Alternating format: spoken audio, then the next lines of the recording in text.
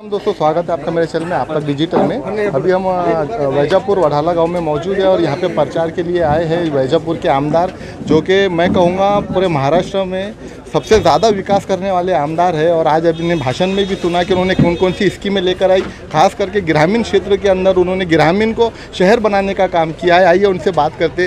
Sir, आप जो है तो शिंदे गट में और भुमरे साहब का प्रचार भी कर रहे हैं, किस तरीके से प्रचार चल रहा है, कैसी मेहनत चल रही है? भाजप, राष्ट्रवादी आणि मित्र पक्षाच्या वतीने महायुतीचे उमेदवार संदीपान भुमरे साहेब यांच्या प्रचाराच्या निमित्ताने आमच्यासोबत सर्व राष्ट्रवादीचे पदाधिकारी, भाजपचे पदाधिकारी, प्रहारचे पदाधिकारी, मनसेचे पदाधिकारी, रासपाचे पदाधिकारी, आठवले साहेबाचे पदाधिकारी आणि कवाडे साहेबांचे पदाधिकारी गेल्या 25 तारखेपासून फॉर्म भरण्यापासून आम्ही त्या ठिकाणी प्रचाराच्या कामास सुरुवात केलेली आहे। अत्यंत चांगला प्रतिसाद आहे, कारण एका बाजूला 20 वर्ष खासदार म्हणून ज्यांनी काम केलं ते महाविकास आघाडीचे उमेदवार चंद्रकांत खैरेने 20 वर्षामध्ये आमच्या या विधानसभेमध्ये कोणतंही काम त्या ठिकाणी केलेलं नाही, आणि म्हणून एका बाजूला बिगर कामाचा खासदार 20 वर्ष झाला आणि दुसऱ्या बाजूला संदीपान भुमरे हे आमचे उमेदवार आहे।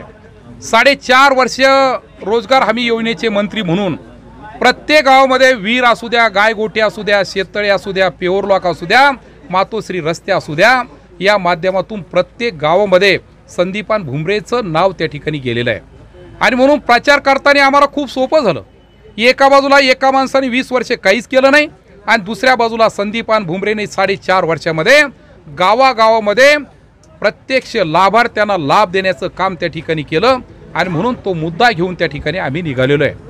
दुसरा प्रश्न आहे, मी 2 वर्षापासून सन्माननीय एकनाथरावजी शिंदे साहेब, फडणवीस साहेब आणि अजितदादाच्या नेतृत्वाखाली मी काम करतोय, आणि काम करत असताना मला या ठिकाणी आनंद होतोय का माझ्यासारख्या शेतकऱ्याच्या एका पोराला, ज्या ठिकाणी कोणताही घरचा राजकीय वारसा नसताना या सर्व मंडळींनी त्या ठिकाणी माझ्यासारख्याला आमदार केलं।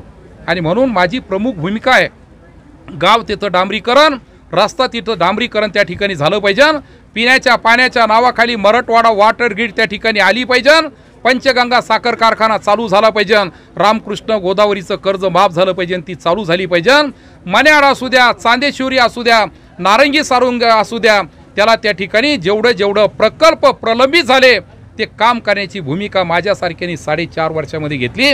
आणि म्हणून तमाम जनतेचा आमच्या महायुतीवरती एक विश्वास पटलेला आहे, काही पदाधिकारी कामाचे। आणि म्हणून आज वैजापूर गंगापूर विधानसभा मतदारसंघातून संदीपान भुमरे साहेबाला सर्वात जास्त लीड आम्ही त्या ठिकाणी देण्याचं काम हमने देखा ग्रामीण क्षेत्र में आप तो काम कर ही रहे हैं और बहुत अच्छा काम हो रहा है आपकी तरफ से एक आमदार होने के नाते, लेकिन आपका कहने का मतलब ये है कि 20 साल या 25 साल से जो है तो ग्रामीणों का विकास रुक गया है, थम गया है। 20 वर्ष खासदार म्हणून त्यांनी काहीच केलं नाही। मला आत्ताच एक 4 दिवसापूर्वी पत्रकारांनी हाच प्रश्न विचारला होता, मी त्यांना एकच उत्तर दिलं का चंद्रकांत खैरेचं ग्रामीण भागामध्ये 2 कोटी रुपयाचं काम तुम्ही फक्त मला सांगा, कोणत्या गावात चंद्रकांत खैरेंनी काय काम केलं त्याची यादी मला द्या, आणि एकच सांगेल मी, हे कामाचं तर वेगळंच राहिलं, परंतु 20 वर्ष ज्यांनी खासदार म्हणून काम केलं त्यांनी वैजापूर तालुक्याचे 165 गाव कोणते, एवढं नाव तरी आम्हाला सांगावं। सर, ज़्यादा लंबा नहीं खींचूंगा, आपको भी जाना है। अब सिर्फ एक सवाल ये है कि ग्रामीण क्षेत्र के आप नेता है और ग्रामीण क्षेत्र में भुमरे साहब का जो आप प्रचार कर रहे हैं, शिवसेना के 2 गठ होने के बाद में ग्रामीण में समझाना कितना कठिन हो रहा है कि हमें ये शिवसेना का साथ देना है और हमें इसको आगे बढ़ाना है, क्या कहें? वैजापूर गंगापूर विधानसभा मतदारसंघामध्ये मी जेव्हा गुवाहाटीला गेलो आणि एकनाथरावजी शिंदे साहेबाची साथ धरली, मी एकनाथरावजी शिंदे साहेबांनी 30 जून 2022ला शपथ घेतली मुख्यमंत्री म्हणून, आणि 5 तारखेला जेव्हा वैजापूरला मी या ठिकाणी आलो तेव्हा वैजापूर तालुक्याच्या तमाम शिवसैनिकाने माझं दीपावलीसारखं स्वागत केलं। आणि म्हणून ग्रामीण भागाचा शिवसैनिक हा सर्व आमच्या सोबत आहे, धनुष्यबाणासोबत आहे, बाळासाहेबांच्या विचाराच्या सोबत आहे, त्यांच्या सोबत कुणी गेलं नाही। फक्त 4-5 जणांना असं वाटतं का रमेश बोरनारे जर इकडं जर गेला तर उद्या उबाठा गटाची आमदारकी मला मिळेल आणि म्हणून 4-5 जण फक्त तिकडे राहिलेले, परंतु तेही टप्प्याटप्प्याने माझ्याकडे येत आहे. आखिरी सवाल चंद्रकांत खैरे का बयान आया है कि जनता गद्दारों को माफ नहीं करेंगी, इसके ऊपर आपका क्या जवाब है? आता मला प्रश्न आहे का गद्दार कोण आहे? गद्दार कोण आहे? एका बाजूला नरेंद्र मोदी साहेबाचा फोटो आणि एका बाजूला बाळासाहेबाचा फोटो.